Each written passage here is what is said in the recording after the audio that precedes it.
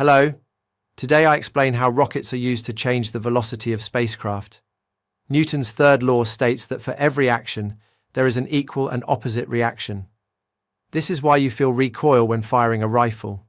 The bullet is expelled in one direction, while the gun recoils in the opposite direction. The recoil is larger for bullets with larger mass and faster exit. For spacecraft, we expel gases rather than bullets, but the concept is the same. Rockets are used to expel gas. The resulting change in spacecraft velocity is given by the following three equations that are equivalent.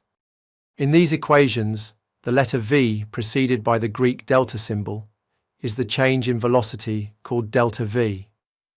A is the acceleration, Ft is the rocket's force or thrust, ms is the mass of the spacecraft, and T preceded by the delta symbol is the time duration of the rocket's thrust. When the rocket burns are short and produce small changes in spacecraft mass, we can use the first equation as a good approximation, assuming that we know the required delta V. However, for other burns, especially those that occur over longer times, we must use the last equation. In these situations, the direction of thrust can change over time, and the mass of the gas expelled can be large.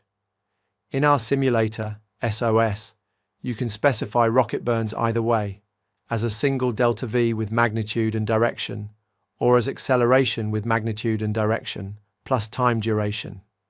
For example, you can specify a delta V of 100 meters per second, or acceleration equal to 10 meters per second squared, and time duration equal to 10 seconds. You can experiment with these two methods. You'll see that as the rocket burn duration gets shorter, the difference in the results will become insignificant. Another good reason for using the equation that requires delta V is that the rocket equation gives delta V. I show this equation now. Remember that in this equation, MSI is the initial spacecraft mass, MSF is the final spacecraft mass, and VEX is the rocket exhaust gas velocity.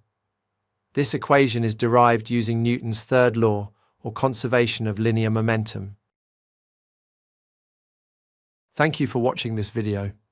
If you find it useful, please give it a like and consider subscribing to the channel. If you want to be notified when new content is added, click on the notification bell. We also need your feedback, so please leave comments. Goodbye.